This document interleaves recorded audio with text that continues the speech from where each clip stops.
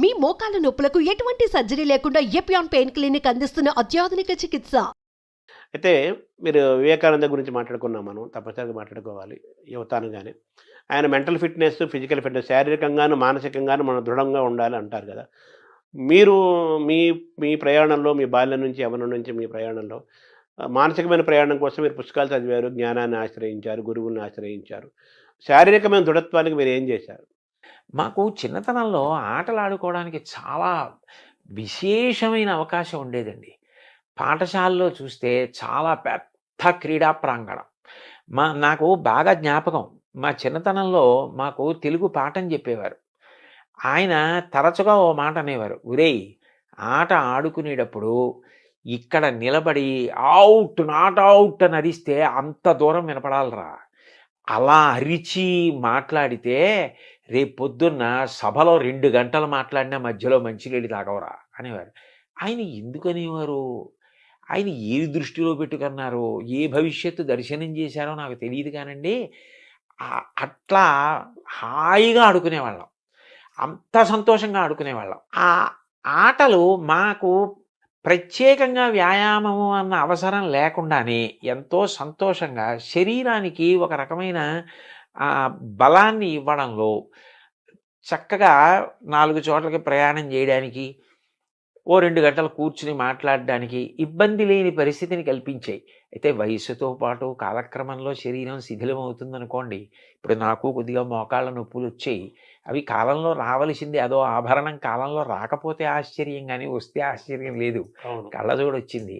కానీ ఇంతకాలం నుంచి శరీరం సహకరించింది అంటే దానికి మేము ఆడుకున్న ఆటలు ప్రధానమైన కారణం. పిల్లలకి శరీర నిర్మాణంలో క్రీడలనేటటువంటివి ఎంతో ప్రాముఖ్యత వహిస్తాయండి. వాళ్ళకి అంతకన్నా సంతోషం ఇంకోటి ఉండదు. అంటే పిల్లలను, యువతని తీర్చిదిద్దే ఒక బృహత్తరమైన బాధ్యత మీరు తీసుకున్నారు. ప్రభుత్వం గూడా మీకు చాలా గౌరవంగా, ఎంతో ప్రేమగా, వినయంగా మీకది అప్పజెప్పింది. అయితే మీరు చదువుకున్న కాలానికి కాలం మారుతోంది. విద్యా విధానం గూడా అంత అనుకూలంగా కనిపించట్లేదు గదా! ఈ ఆటల పట్ల ఎంతసేపటి చదువు, చదువు, చదువు లేదా ఎంసెట్ లేదా సాఫ్ట్‌వేరు ఈ మాటలే వినిపిస్తున్నాయి తప్పితే చదువు, జ్ఞానము, సంగీతము, కళలు, ఈ ఆల్ రౌండ్ డెవలప్‌మెంటు, పరిపూర్ణ వ్యక్తిత్వ నిర్మాణము ఇవన్నీ గూడా దూరమవుతూ మీరంటే ఆటలు దూరమైనయి. చాలా దూరమవుతున్నాయి గదా! సో, యువత బాగా తయారవ్వాలి, బాల్యంలో మంచి ఒక పరిణామం ఏర్పడాలి అంటే ఆటలు చాలా ముఖ్యమైన కళలు ముఖ్యం గదా! ఈ వాతావరణం ముఖ్యమవుతున్న కాలంలో మీరు ప్రభుత్వానికి గానీ, విద్యాశాఖలకు గానీ మీరేమన్నా సూచిస్తారా? దాన్ని ఎలా తీసుకెళ్తారు? నేను పిల్లలకైనా, ప్రభుత్వానికైనా, ఉపాధ్యాయులకైనా, పాఠశాలల యొక్క యాజమాన్యానికైనా చెప్పాలి అనుకునే విషయం ఒక్కటేనండి. అసలు ముందు శరీరం అన్నది దృఢంగా ఉండి, శరీరం సహకరిస్తే అప్పుడు ఆ వ్యక్తి ఏదైనా చేయగలుగుతాడు. శరీరం దృఢంగా లేకపోతే అతను మానసికంగా ఎంత బలవంతుడైనా కార్యం చేయలేడు. మానసికంగా ఎంత ధైర్యం ఉన్నవాడైనా శరీరం సహకరించకపోయినా చేయలేడు. మనసుకి శిక్షణ ఉండాలి. మనసు ధైర్యంగా ఆటుపోట్లను ఎదుర్కోవాలి. శరీరం కార్యం చేయడానికి ఆరోగ్యవంతంగా సహకరించాలి. శరీరం సహకరించాలంటే 2 ఉండాలి. ఒకటి, మంచి ఆహారం తినాలి. ఏదో రుచి కోసం కాదు. ఆహారం అనేది శరీర నిర్మాణానికి పనికొచ్చేదై ఉండాలి. అటువంటి ఆహారం తినడం మీద ఆభిముఖ్యం ఉండాలి. 2, వ్యాయామం లేకపోతే సంధిబంధాలు సడలిపోతాయి. అవి రేపొద్దున్న ఉపయోగపడవండి. ఓ 2 మైళ్ళు నడవవలసి వస్తే నడవలేరు, ప్రయాణం చేయలేరు, ఎండలో నిలబడవలసి వస్తే నిలబడలేరు. అట్లా ఉండకూడదు. శరీరం రాటు పోటు తట్టుకుని సహకరించేదై ఉండాలి. అట్లా లేకపోతే వాడు ఎంత చదువుకొనివ్వండి, వాడు చాలా పెద్ద ఇంజనీర్ అయ్యాడండి. అయితే మాత్రం అతని ఎండలో ఒక అరగంట నించోలేకపోతే, ఓ 4 మైళ్ళ దూరం ఒక పూటంతా తిరగలేకపోతే అతను ఎలా ఈ కార్యాన్ని సాధించగలుగుతాడు? మోక్షగుండం విశ్వేశ్వరయ్య గారు అంత వృద్ధుడైపోయిన తర్వాత కూడా ప్రధానమంత్రి అడిగారు అని చెప్పి విమానం ఎక్కి చాలా తక్కువ ఎత్తులో గంగానది అవన్నీ పరివాహక ప్రాంతాలన్నీ పరిశీలించి ఆనకట్టల నిర్మాణానికి సూచనలు చేశారు. అంత నియమబద్ధంగా, అంత ఆరోగ్యంగా ఉండేవారు. దానికి పూర్వం ఉన్న పెద్దలందరూ పాటించిన ఆహారం, వ్యాయామం ఈ 2 చాలా అవసరం. అవెంత అవసరమో మానసికంగా మనిషి ఏదైనా కష్టం వచ్చినప్పుడు తట్టుకోవడానికి సిద్ధంగా ఉండాలి. ఎందుకనంటే ఎప్పుడూ మనం అనుకున్నట్టు జరిగితే ఆశ్చర్యం ఏముంటుందండి? లోకంలో అన్నీ మనం అనుకున్నట్టు జరగవు. ఒక్కొక్కసారి మనం ఒకటి అనుకుంటాం, అది జరగదు. చతికిల పడకూడదు. ధైర్యంగా ముందుకెళ్ళాలి. దానికి పిల్లలకి మానసికంగా ఉత్సాహం కల్పించాలి. శారీరకంగా దృఢత్వం పొందడానికి ఆ అవకాశం కూడా కల్పించాలి. అంటే ప్రస్తుత విద్యా విధానంలో ఇంకొన్ని కాలేజీలు, కొన్ని స్కూల్స్‌లో ఏసీ బస్సులు, ఏసీ రూములు అంతా ఏసీమయమై సుఖమయమైపోయిన ఏదో స్టార్ హోటల్స్ లాగా ఉన్న వాతావరణంలో మీరన్నట్టుగా ఎండకు ఎండి, వానకు తడిసి, గాలికి తిరిగి ఆ ప్రకృతికి ఫేస్ చేసి అన్నిటిని తట్టుకోగలిగే మానసికంగా, శారీరకంగా తట్టుకునే శక్తి ఒకప్పుడు ఉండేది. అవునండి. దానికి దూరం అవుతున్నారు గదా! అవును. సో, మీరొక బాధ్యత గల ఒక క్యాబినెట్ మంత్రి హోదాలో మీరు వస్తున్నారు గాబట్టి, ప్రభుత్వాలకి అట్‌లీస్ట్ మన ఆంధ్రప్రదేశ్ ప్రభుత్వానికైనా గానీ, ఇవన్నీ అవసరం చాలా ఉంది గాబట్టి, మళ్ళీ ఒకప్పుడు వాతావరణానికి దగ్గర చేయాల్సిన అవసరం గూడా ఉందనిపిస్తుంది గదా! మీరు చెప్పిన అవునండి. మాటలు బట్టి. అవునవును. అవును. సో, ఇవి గూడా మీరు తెలియజేసే అవకాశం ఉందా? అయ్యో! తప్పకుండా. వారు నన్నంత ప్రేమగా మీరు మాకు సూచనలు చెయ్యండి అని అడిగినప్పుడు, ఇవి అవసరమో అని ఏది నేను నమ్మానో అది చెప్పడంలో తడబాటే ఉండదండి. తప్పకుండా చెప్తాను. అంటే తర్వాత మీకిచ్చినది గూడా మీకు ఎంతో మీకు బాగా గో సంరక్షణ ఇష్టమైన అంశం. యువత అంటే మీకు చాలా ఇష్టము. మీకు చాలా ఎంతో ఇష్టమైంది అంశమే మీకొచ్చింది అనుకోకుండా. అవునండి. అవును. ఇది మీ మనసుకి ఇష్టమైన అంశం. చెప్పాలనుకున్న అంశానికి దానికి ఒక అధికారికమైన ముద్ర పడింది అంతే. అవును. అవును. కదా! అవును. సో, అయితే మన ఈ పెంపకంలో యువతను బాల్యులను పిల్లల్ని తయారు చేసే క్రమంలో పెంపకం గూడా చాలా ఇంపార్టెంట్ కదా! అవును. అవును. అక్కడ గూడా ఇప్పుడు ఒకప్పుడు వాతావరణం లేదు గదా! లోపం జరుగుతోంది గదా! అవును. సో, దాన్ని మనం ఎలా అధిగమించాలి?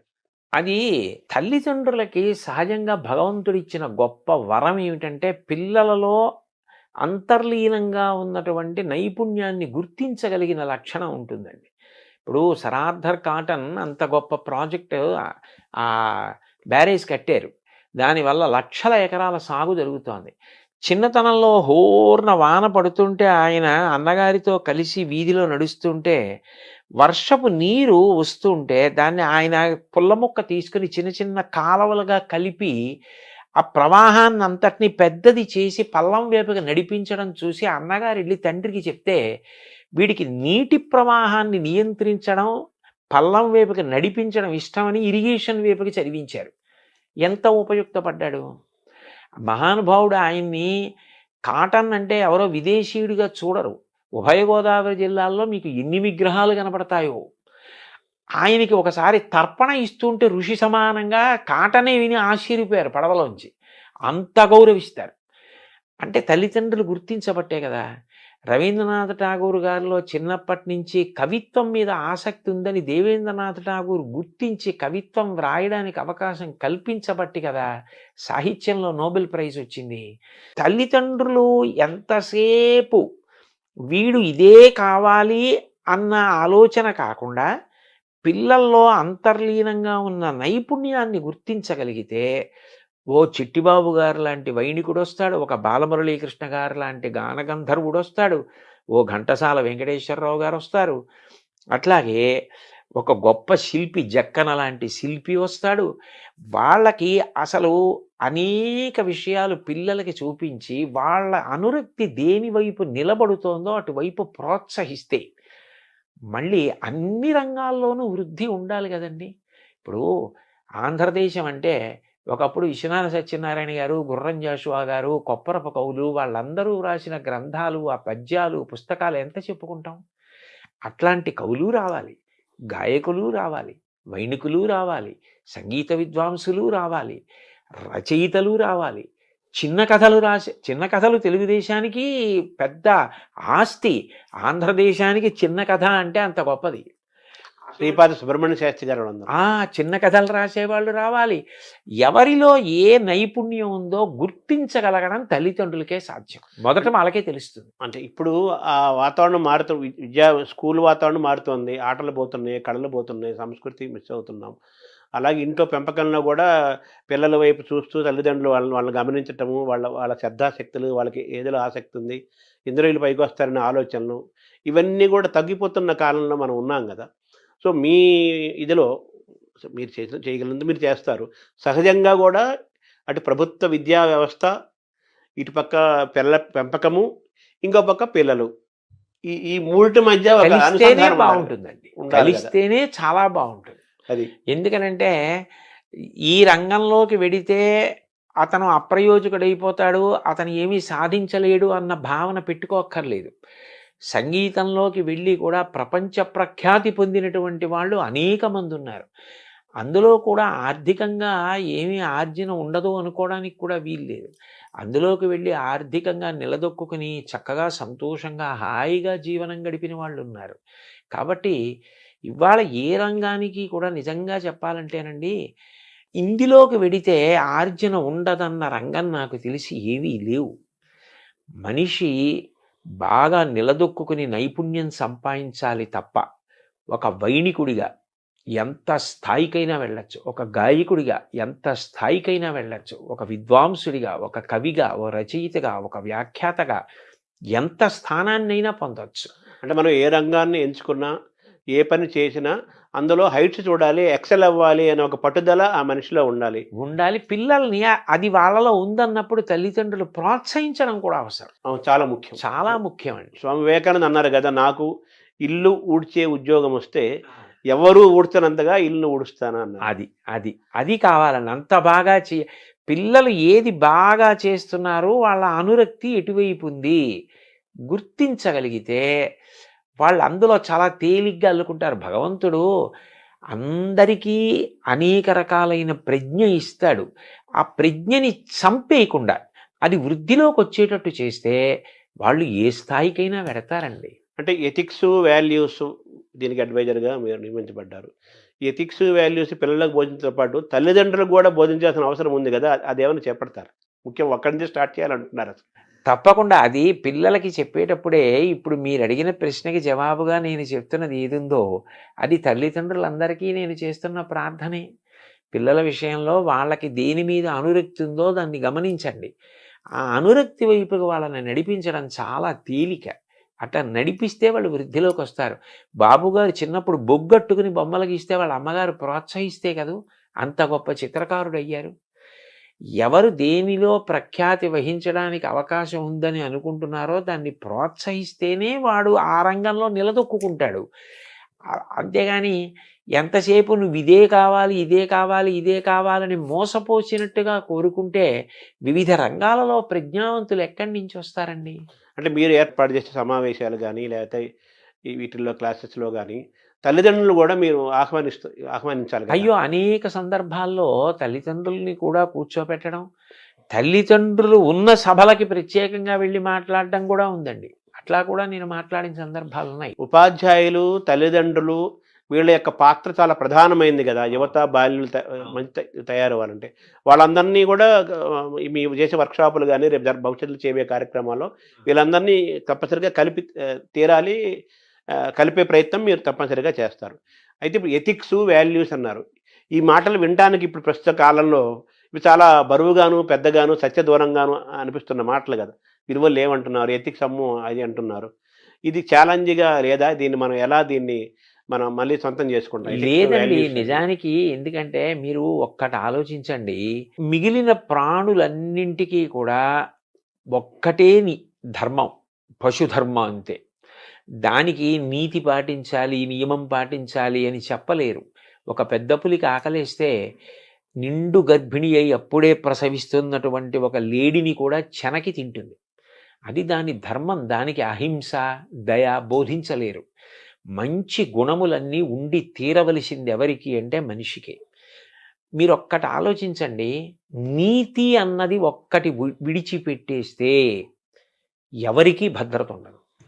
ఎందుకనంటే ఏ క్షణాన ఎవరు ఎవరిని కాటేస్తారో, ఎవరు ఎవరిని మోసం చేస్తారో తెలియని పరిస్థితి ఉంటుంది. అభద్రతాభావం అన్నది ఉండిపోయిన నాడు, శాంతి లేని నాడు, ఎవరు ఎంత చదువుకున్నా, ఎవరు ఎంతంత పదవులలో ఉన్నా దాని వలన ఏది ప్రయోజనం? ఏదీ లేదు. తాను ప్రశాంతంగా ఉండవలసింది, అందరినీ ప్రశాంతంగా ఉంచవలసింది మనిషి ఒక్కడే. ఆ మనిషి నీ జీవులు ప్రశాంతంగా ఉండేటట్టు చేయడం నీతిని పాటించడం ద్వారానే.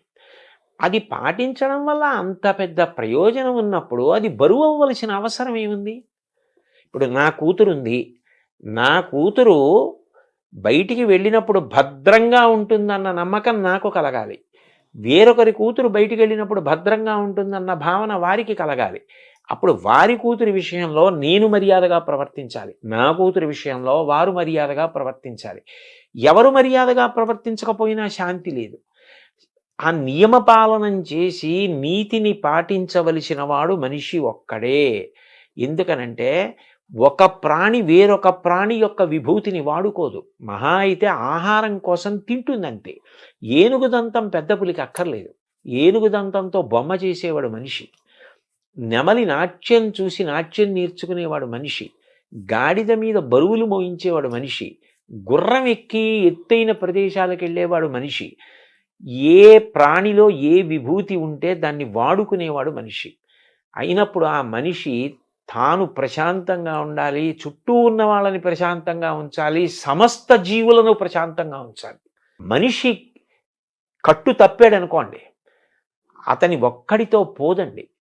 ఏటికి వరదొస్తే ఒక ఊరికి ప్రమాదం, సముద్రానికి ఉప్పెనొస్తే పెను ప్రమాదం. అండ్ ఈ జీవ వైవిధ్యము, బయోడైవర్సిటీ అని మనం ఈరోజు ఇబ్బంది పడుతున్నాం కదా, దానికి మనిషి యొక్క మితిమీరిన స్వార్థము ఒక కారణం కదా.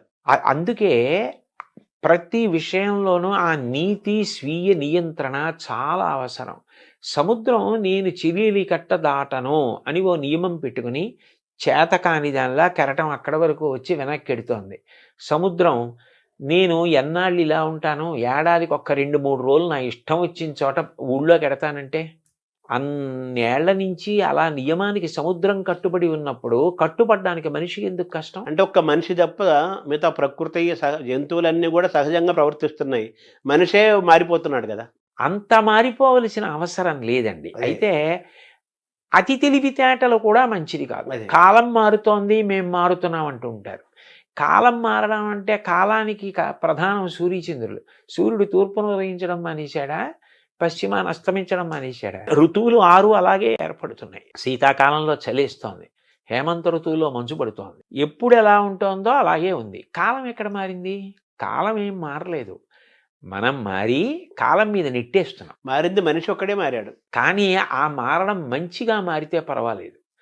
మంచిని వదిలిపెట్టి మారకూడని రీతిలో మారి దాన్ని కాలం మీదకో ఇతరుల మీదకో నెట్టేస్తే తర్వాత ఆఖరణ ముప్పుని మాత్రం మనిషే మొట్టమొదట భరించవలసి ఉంటుంది. ఇప్పుడు మన కరోనాలు కానీ ప్రకృతి వైపరీత్యాలని అటువంటివి. మనిషి దూరం అవుతున్న కాలంలోకి మనం వచ్చేసాం. ఇప్పుడు ఎథిక్స్, వాల్యూస్ అంటే పిల్లలకి ఈతుకు చెప్పాలంటే మామూలుగా physics, chemistry, mathematics, economics, history ఇవన్నీ ఉన్నాయి. ఇవి మరి మన పాఠ్యాంశాల్లో తగ్గిపోతున్నాయి కదా. ఒకటి పెద్ద బాల శిక్ష అవన్నీ ఉండేవి, శతకాలు ఉండేవి. మనం తెలుగు వరకు మనం మాట్లాడుకుంటే, ఆంధ్రప్రదేశ్లో మాట్లాడుకుంటే అవి కూడా విద్యా విధానంలో సిలబస్లోకి తీసుకురావాల్సిన అవసరం కూడా ఉంది కదా. అవి తప్పకుండానండి. ఎందుకనంటే ఏదైనా ఒకటి జ్ఞాపకం ఉండాలి అంటే మీకు పద్యం కన్నా తేలిక మార్గం ఇంకోటి ఉండదు. ఛందోబద్ధమైన పద్యం 4 మాటలు చదివితే జ్ఞాపకం ఉంటుంది. ఇప్పుడు మీరు నైతిక విలువల గురించో లేకపోతే వాళ్ళు జీవితంలో పాటించవలసిన మౌలికమైన నీతి గురించో మీరు ఎంత ప్రసంగం చేసినా అప్పటికి వాళ్ళు పట్టుకున్న కాలక్రమంలో అది విస్మృతికి గురైపోతుంది. ఒక పద్యం అనుకోండి, వాళ్ళకి ధారణలో ఉంటే వాళ్ళు ఎప్పుడు ఏ సందర్భాన్ని ఎదుర్కోవలసి వచ్చినప్పుడు పద్యం స్ఫురణకొస్తుంది. పద్యం స్ఫురణకొస్తే అందులో ప్రతిపాదింపబడిన విషయం గుర్తొచ్చి వాడు ఏది చెయ్యాలో ఏది చేయకూడదో నిర్ణయించుకుంటాడు. అందుకని అటువంటి పద్యాల సమాహారంగా కొంత పాఠ్యాంశంగా ఒక పాఠ్య ప్రణాళిక ఉండి తద్వారా ఈ నైతిక విలువలు పిల్లలు నేర్చుకోవడం అన్నదానికి అవకాశం కలిగితే బాగా స్పష్టత ఉంటుంది. పిల్లలు కూడా బాగా పట్టుకోగలుగుతారండి. వాళ్ళు ఊంచుకోగలుగుతారు, తెలుసుకోగలుగుతారు. అంటే ఇటువంటి విద్యా విధానం రావాల్సిన అవసరం ఉంది కదా. దాన్ని దూరం అవుతున్నాం కదా ప్రస్తుతం ఉన్న వాతావరణం. అది దిద్దుకోవడమేనండి. అదే దాన్ని దిద్దుకుని ఏది చేస్తే పిల్లలకి మంచి జరుగుతుందో అది చేస్తే సరిపోతుంది. తర్వాత గురు శిష్య పరంపర కూడా, గురు శిష్య సంబంధాలు అనేవి చాలా ముఖ్యమైనవి, ముఖ్యంగా పిల్లలకి, యూత్కి. వాళ్ళకి ముఖ్యమైనవి కదా. ఇప్పుడు గురు శిష్య సంబంధాలు అంత ఆరోగ్యకరంగా లేవు. గురువు అనే మాట చాలా పెద్ద సుదూరంగా వినపడుతున్న మాట. మనకు పాఠాలు చెప్పే టీచర్లు కనిపిస్తున్నారు, లెక్చరర్స్ కనిపిస్తున్నారు, ప్రొఫెసర్స్ కనిపిస్తున్నారు గానీ, వాళ్ళని మార్గదర్శనం చేసే గురువు అనేవాడు పాఠాలు చెప్పిన వాళ్ళందరూ గురువులు అవ్వరు కదా. అవును. ఎవరైతే మార్గదర్శనం చేశాడో వాడు గురువు అవుతారు. మిగతా అంతా ఒక టీచర్లు, లెక్చరర్లు, ప్రొఫెసర్లు. గురువుల అవసరం ఈ జాతికి అవసరం ఉంది. నెక్స్ట్ ఒక ఉపాధ్యాయుడు, శిష్యుడు, విద్యార్థి, ఒక గురువు, ఒక విద్యార్థి మధ్య గురు శిష్య పరంపర సంబంధం చాలా గొప్పగా ఉండే కాలం నుంచి మనం వచ్చాం, ప్రయాణం చేశాం. ఇప్పుడు తల్లిదండ్రులు, పిల్లల మధ్య ఎలాగే సంబంధాలు కొంచెం తగ్గుతున్నాయో, గురు శిష్య సంబంధాలు కూడా మారుతున్న క్రమంలో ఉన్నాం కదా. మీ బాధ్యతలో గురు శిష్య సంబంధాలు పెంచాల్సిన అవసరం కూడా ఉంది. ఆ పట్ల కూడా కృషి జరగాలి కదా. జరగాలి. ఎందుకనంటే పాఠం చెప్పడం వరకే నా కర్తవ్యం తప్ప నా వ్యక్తిగత జీవితం పిల్లల్ని ప్రభావితం చేయడానికి వీల్లేదని చెప్పడం సాధ్యం కాదు. ఎందుకనంటే మీరు చూడండి, ఇది నేను కొత్తగా ఏదో చెప్తున్నది కాదు. చిన్న పిల్లల్ని పాఠశాలకు పంపిస్తారు. వాళ్ళు పాఠశాల నుంచి వచ్చేసి ఓ తువ్వాలో, ఓ పొడుగైన బట్టో, ఓ చీరలా చుట్టుకుని, ఓ శుద్ధముక్క కట్టుకుని, పాఠశాలలో టీచర్ గారు పిల్లల్ని ఎలా పిలుస్తారో అలా వాళ్ళు రకరకాల పేర్లతో పిలుస్తూ ఆ టీచర్ని అనుకరిస్తారు. బోర్డు మీద రాస్తున్నట్టు, ఏయ్ SIT down, don't make noise అని ఆ పిల్లలు ఎవరో ఉంటారు స్కూల్లో, ఏ హంసిని డోంట్ టాక్, అలా ఆ టీచర్లో పరకాయ ప్రవేశం చేసి వీళ్ళు టీచర్ని అనుకరిస్తూ ఇంట్లో టీచర్ ఆటను ఆడుకుంటారు. ఇంట్లో టీచర్ ఆట ఆడుకోని పిల్లలు నేను చూడలే. ప్రతి పిల్ల ఆడుతుంది. అంటే అంత తొందరగా చిన్నప్పటి నుంచి ప్రభావితం చేసేది ఎవరు అంటే పాఠం చెప్పేటటువంటి గురువు. గురువు వ్యక్తిగత జీవితం కూడా శిష్యుడి మీద అంత ప్రభావం చూపిస్తుంది. ఆయన నైతిక విలువలు, ఆయన మార్గదర్శనం చేసే విధానం, ఆయన ఉద్దాన పతలాలు ఎదుర్కొన్న తీరు, ఆయన ఎలా విలువలకు కట్టుబడతాడు అన్నది పిల్లల్ని చాలా ప్రభావితం చేస్తుంది. అందుకని మనం ఏ వస్తువుని ముట్టుకుంటున్నాము అన్నదాన్ని బట్టి ముట్టుకుంటున్న వాడికి కూడా దానికి తగినటువంటి రీతిలో ఉండవలసిన అవసరం ఉంటుంది. అందుకని గురువులు కూడా పిల్లలు సక్రమంగా ప్రభావితులయ్యేటట్టుగా వ్యక్తిగత జీవితంలో క్రమశిక్షణ పాటించడం అవసరం అయి ఉంటుందండి. అంటే మీరు ఇందాక అన్నారు, పిల్లల్లోని ప్రతిభని, పిల్లల్లోని ఆసక్తిని గమనించే వాళ్ళ తల్లిదండ్రులు పిల్లల్ని వాచ్ చేస్తూ వాళ్ళలో ఉన్న ప్రతిభని గమనించి వాళ్ళు ఆ విధంగా అటువైపు తీసుకెళ్తే వాళ్ళు గొప్పవాళ్ళు అవుతారు. ఏ రంగమైనా కావచ్చు, సంగీతం కావచ్చు, సాహిత్యం కావచ్చు, మ్యాథమెటిక్స్ కావచ్చు. అలాగే గురువులు కూడా విద్యార్థిలోని ప్రతిభని గమనించి, ప్రోత్సహించి మార్గదర్శనం చేసేవాడు. గురువు యొక్క పాత్ర కూడా చాలా గొప్పది కదా. చాలా గొప్పదండి. సో తల్లిదండ్రులకి ఎలాగైతే పెంపకము ఎలాగైతే మనం అనుకున్నామో వాళ్ళకు కూడా క్లాసులు చెప్పాలి, వాళ్ళకు కూడా మనం బోధించాలి, వాళ్ళలో కూడా మార్పు రావాలి అని అనుకుంటున్నాము. గురువులకు కూడా పాఠాలు చెప్పాల్సిన పరిస్థితిలోకి వచ్చేసింది కదా ఇప్పుడు. అవి కూడా చేపడతారా మీరు? అది కూడా అంటే నాకు తెలిసినంత వరకు గురువులు క్రమశిక్షణాయుతంగానే ఉంటారు. కాకపోతే వాళ్ళ యొక్క గొప్పతనాన్ని, వాళ్ళ యొక్క కర్తవ్యత నిష్టని వాళ్ళు సమాజ నిర్మాణంలో ఎంత కీలకమైన పాత్ర పోషిస్తున్నారు అన్నది వాళ్ళు ఒక్కసారి జ్ఞాపకం తెచ్చుకొని మేము ఇంత గొప్ప స్థితిలో ఉన్నాం, ఇంత గొప్ప ప్రభావితం చేయగలిగిన స్థితిని పొంది ఉన్నామని సంతోషించి పునరంకితం కావడానికి వాళ్ళకి కూడా అవసరమే. వాళ్ళతో కూడా మాట్లాడడం అన్నది అవసరమై ఉంటుంది. వాళ్ళకి కూడా 4 మంచి మాటలు, అయ్యా మీ వల్ల ఇంత ప్రభావితులు అవుతారు అని చెప్పవలసి ఉంటుందండి. తల్లిదండ్రులు, గురువులు, పిల్లలు అందరికీ మూకుమ్మడిగాను చెప్పాల్సిన అవసరం ఉంది, ఇండివిజువల్గాను చెప్పాల్సిన అవసరం చాలా ఉంటుందండి. అయితే ఒకప్పుడు టీచర్లు కానీ, లెక్చరర్స్ కానీ వాళ్ళ కెమిస్ట్రీయో, ఎకనామిక్సో, హిస్టరీయో, ఇంగ్లీష్ ఆ పాఠాలు ఎంత అవసరమో చెప్తూ అనేక మిగతా అంశాలు, జనరల్ నాలెడ్జి, కళలు, సంస్కృతి, చరిత్ర మిగతా అంశాలు కూడా చెప్తూ విద్యార్థిని అద్భుతంగా తీర్చిదిద్దే వాతావరణం ఉండేది. నేను మొన్నటి వరకు ఉండేది. ఇప్పుడు కూడా కొంతమంది అక్కడక్కడ ఉంటారు. వాళ్ళు కూడా తగ్గుతున్నారు కదా. సో మళ్ళీ ఆ పూర్వ సంస్కృతి మళ్ళీ వస్తే అది చాలా గొప్పగా ఉంటుందండి. అదే ఆ బహుముఖ ప్రజ్ఞ. ఒక పాఠం చెప్తూ అనుషంగికంగా అనేక విషయాల్ని దాంట్లో ప్రతిపాదించడం చేత విద్యార్థి చాలా ప్రభావితులవుతాడు. అయితే దానికి ఏమవుతుంది అంటే ఉపాధ్యాయుడు నిరంతరం చదవవలసి ఉంటుంది. అనేక విషయాలు తాను తెలుసుకుని నిన్న చెప్పిన పాఠాన్ని ఇవాళ చెప్పవలసి వస్తే నేను ఇంకా అంతకన్నా అందంగా చెప్పడానికి నేను సిద్ధపడాలన్న ఉత్సాహం ఉండాలి. అన్నిటికన్నా అవసరం ఏమిటంటే పాఠం చెప్పేటప్పుడే వాడికి ఆ వింటున్న పిల్లవాడికి క్రమశిక్షణ, తాను పొందుతున్న విద్య వలన సమాజ హితానికి ఉపయోగించాలి తప్ప అది స్వార్థానికి ఉపయోగించకూడదు అన్న ఒక పూనిక కలిగేటట్టుగా చెప్పవలసిన అవసరం ఉంటుందండి. అది చాలా అవసరం. ఎందుకనంటే మీరు చూడండి, ఒక్కొక్క తరగతి దాటుతూ వెళ్ళిపోతున్నాడు అనుకోండి, అతను ఒక పెద్ద పదవిని అధిష్ఠించడానికి సిద్ధపడిపోతున్నాడు. ఇప్పుడు ఆ చదువు అన్నది ఒకటే మీరు ఇచ్చేసి పంపించేశారనుకోండి, అప్పుడు అతను దాన్ని సమాజహితానికి వాడచ్చు, స్వప్రయోజనానికి వాడుకోవచ్చు. అట్లా కాకుండా దీని వలన నీకు అనంత విభూతి కలుగుతోంది, అనంత శక్తి, సామాన్యమైన శక్తి కాదు. దీన్ని నువ్వు సమాజపరం చేయాలి తప్ప దీన్ని నువ్వు స్వార్థానికి వాడుకోకూడదు అన్న విషయం పాఠంతో పాటుగా వెళ్ళిపోవాలి. వెళ్ళిపోతే అది హెచ్చరికగా, అది ఉపదేశంగా తీసుకుంటాడు. చూడండి, ఏష ఉపదేశ ఏష ఆదేశ అన్నట్టు ఉపదేశం ఉండాలి, ఆదేశం ఉండాలి. అందులోని రెండు ఉంటే వాడికి జీర్ణం అవుతుంది. నువ్వు ఇంత గొప్ప వైద్యుడివి అయ్యావు, సమాజ హితం ప్రధానం తప్ప నీవు సంపాదించుకోవడం ప్రధాన ప్రయోజనం కాకూడదు.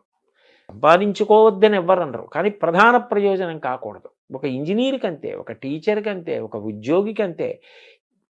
ఎంత గొప్ప స్థితికి వెడుతున్నాడో అంతగా సమాజ హితాన్ని చూడడం అలవాటు కావాలి.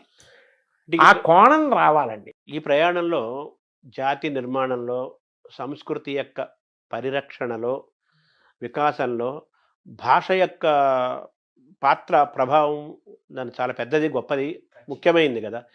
ఇప్పుడు మనకు తెలుగు భాష దూరం అవుతుంది. మన విద్యా విధానంలో అంతా ఇంగ్లీష్ మీడియం వస్తుంది, తెలుగు దూరం అవుతుంది. సో తెలుగు భాషని నిలబెట్టుకోవటం, కాపాడుకోవటం చాలా ముఖ్యం కదా. అది కూడా చాలా బాధ్యతాయుతమైన అంశం కదా. దాన్ని ఎలా చూడాలి? అప్పుడు తెలుగుకి సంబంధించినంత వరకు ఏ నైతిక విలువలు, నీతి, నియమం, క్రమశిక్షణ ఇలాంటివి మీరు బోధించాలనుకుంటున్నారో అవి తెలుగులో చెప్పడం వల్లే బాగా మనిషిలోకి ప్రవేశించే అవకాశం ఉంటుంది. ఎందుకనంటే అది మాతృభాష కదండి. ఇప్పుడు ఆంగ్ల భాష వద్దు అని చెప్పడం కూడా సాధ్యం కాదు. కానీ రెండింటికి కూడా సమాన గౌరవం ఉండాలి. ఎందుకంటే ఇంగ్లీష్ అనేటటువంటిది భార్య, తెలుగు అన్నది తల్లి. ఒక వ్యక్తి సంతోషంగా ఎప్పుడు ఉంటాడు, ఇంటికి వచ్చేటప్పటికీ తల్లి, తన భార్య హాయిగా కలిసిమెలిసి ఉన్నారనుకోండి, సుఖంగా ఉంటాడు. నీకు తల్లా భార్య అంటే ఏం చెప్తాడు? తల్లి ఉండాలి, భార్య ఉండాలి. ఇద్దరూ అన్యోన్యం ఎంతో ప్రేమగా ఉన్నప్పుడే ఆయన సంతోషంగా ఉంటాడు. ఇంగ్లీష్ అన్నది తాను ఇంకా వృద్ధిలోకి రావడానికి, ఇంకా ఎక్కువ గ్రంథాలు చదువుకోవడానికి, తాను బాగా పరిఢవిల్లడానికి ఉపయోగపడాలి. తెలుగు అన్నది మౌలికంగా తను ఎక్కడ పుట్టాడు, ఆ సంస్కృతి ఏమిటి, ఆ సంస్కృతిని నిలబెట్టుకోవడానికి, తను ధరించడానికి, అందులో ఉన్న వాంగ్మయం, దానికి ఉన్న కళలు, వాటిని పోషించుకోవడానికి అది అవసరం. ఒక తెలుగువాడిగా పుట్టినవాడు తెలుగు సంస్కృతిని పోషించుకోవాలి. సంస్కృతి పోయిందనుకోండి, అర్థమే లేదు, మూలమైపోయినట్టు. ఆ సంస్కృతిలో భాష భాగం కాదు, ప్రధానమైన భాగం. కాబట్టి తెలుగు అనేటటువంటిది ఈ నైతిక విలువల బోధనకి తెలుగులో ఉంటే పిల్లలకి తేలికగా అర్థం అవుతుంది. ఇప్పుడు మీరు ఆంగ్ల భాషలో ఏదో వేమన శతకం చెప్పడం కన్నా, ఆంగ్ల భాషలో సుమతీ శతకం చెప్పడం కన్నా, సుమతీ శతకాన్ని తెలుగులో చెప్పడం ఎంత తేలిగ్గా ఉంటుంది. సుమతీ శతకం తెలుగులో చెప్పు, షేక్స్పియర్ గురించి ఇంగ్లీష్లో చెప్పు, ఎవరు కాదంటే కబీర్ గురించి హిందీలో చెప్పు.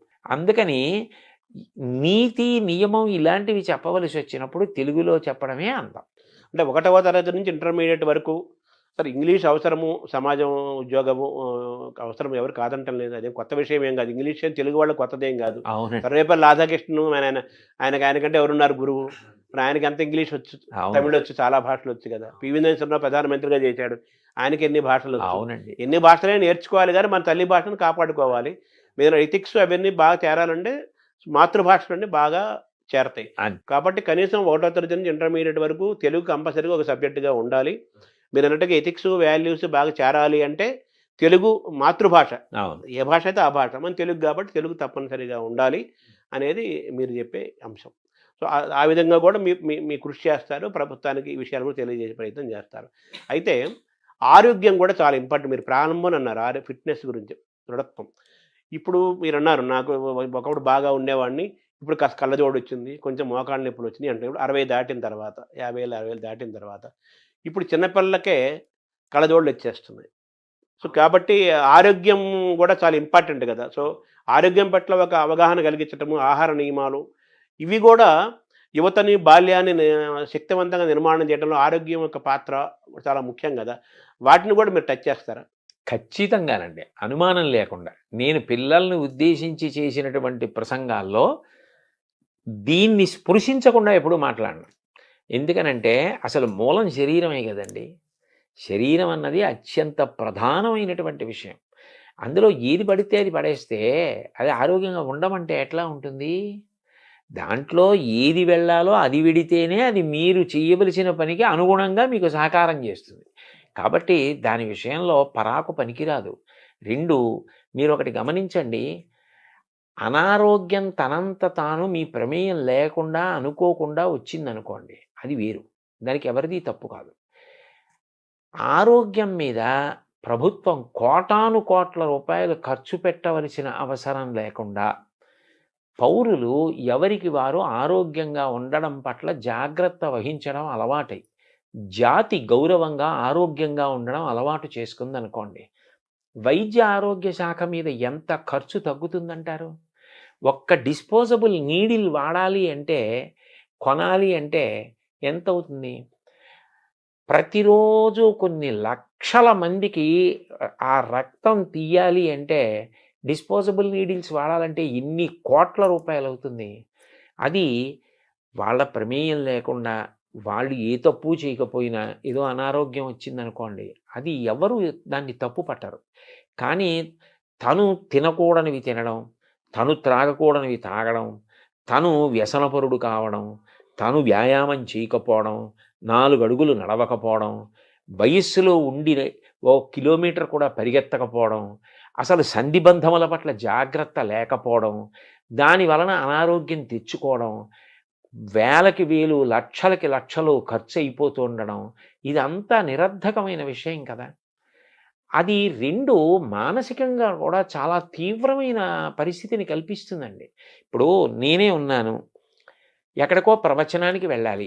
నేను ప్రవచనానికి వెళ్ళడం నా ఆరోగ్యం ఒక్కటి దాని మీద ఆధారపడదు. చుట్టుపక్కల ఉన్న వాళ్ళు కూడా ఆరోగ్యంగా ఉన్నప్పుడే అందరూ ఎవరి కర్తవ్యం వాళ్ళు చేయగలరు. వినేవాడు కూడా ఆరోగ్యంగా ఉండాలి. అది మీరు చెప్పింది వాడు వినాలి కదా. అందుకని ఇది చాలా అవసరం అండి. చాలా చాలా ముఖ్యమైన విషయం అది. సో, విద్యాశాఖ, సాంస్కృతిక శాఖ, క్రీడా శాఖ ఇన్ని శాఖల మధ్య సమన్వయం చేసుకుంటూ వెళ్ళాలి మీరు. అంత బాధ్యత గల పాత్రలోకి మీరు పోషించాల్సి వస్తుంది. అంటే నేను పోషించడం అంటే మీరంటే సలహా చెప్పడం వరకు మీ వరకు మీ మనసులో ఒక ప్రణాళిక అది అక్కడ వరకు. ఇవి అన్నీ కూడా విద్యార్థుల విషయంలో అత్యంత అవసరమైన విషయాలండి. నా వరకు నాకైతే విద్య నేర్పుట అన్న మాటలో పిల్లాడికి చదువు చెప్పడం, పుస్తకాల్లో ఉన్న విషయం చెప్పడం ఒక్కటి కాదు అని నేను బాగా నమ్ముతాను. ఒక పిల్లవాడు శారీరకంగా పెరగడం, మానసికంగా పెరగడం, నీతి నియమాలు తెలిసి ఉండడం, భగవంతుడు వాడికి ఏ తెలివితేటలు ఇచ్చాడో ఆ తెలివితేటల్లో వాడు చాలా బాధ్యత కలిగిన పౌరుడు కావడం. విద్య, ఆరోగ్యము, క్రీడలు, కళలు, చరిత్ర, సంస్కృతి, మానసిక, శారీరక, సామాజిక అన్ని రకాల వైభవాన్ని వాడు పొందాలి. పొందితే అమ్మో, లేకపోతే తరం మారేటప్పటికీ దేశం ఇంకా ఉన్నతిని పొందాలి. కానీ దేశం పతనం వైపుకి వెడితే ఎక్కడో తేడా జరుగుతోంది, ఎక్కడో దోషం జరుగుతోందని గుర్తు కదండి. ఆ విషయంలో ఎంతో జాగ్రత్త తీసుకోవలసిన అవసరం ఉంది కదా. సో, ఇన్ని శాఖల మధ్య సమన్వయం జరగాలి. ఉండాలి. అది మనం చేసేది కాదు. అన్ని సమన్వయాలు మనం చేయలేము. ప్రభుత్వం మనం ఎంతవరకు అంటే దీని అవసరాన్ని మనం నమ్మినదేదో అది త్రికరణ శుద్ధిగా చెప్పడం వరకు మన కర్తవ్యం. ఈ క్రమంలో ప్రభుత్వము, ప్రజలు ఇద్దరూ భాగస్వామ్యం ఇవ్వాలి కదా. కేవలం ప్రభుత్వం కాదు కదా, ప్రజలు అవ్వాలి కదా. ఇందులో సంకుచిత దృష్టి వదిలిపెట్టాలండి.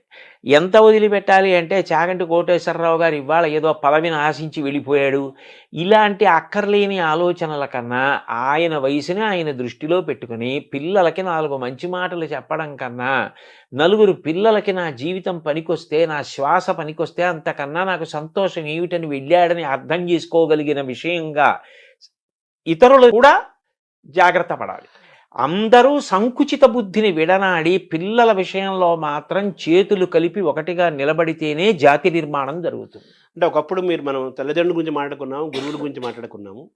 ఒకప్పుడు మనకు అమ్మమ్మలు, బామ్మలు, పెద్దవాళ్ళు భారత, భాగవత, రామాయణ కథలు చెప్పేవాళ్ళు. అది కూడా మనం దూరం